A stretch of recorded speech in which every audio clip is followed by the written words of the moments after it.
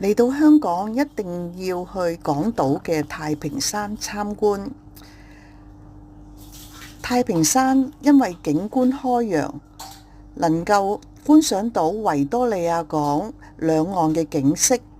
而佢夜景更加享譽全球。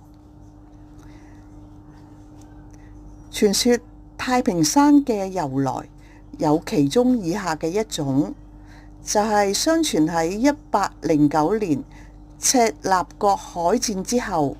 橫行廣東沿岸多年嘅海盜張保仔戰敗向軍官投誠。咁當時香港島上面嘅漁民相信從此就可以享太平啦，所以將當時嘅雁頭山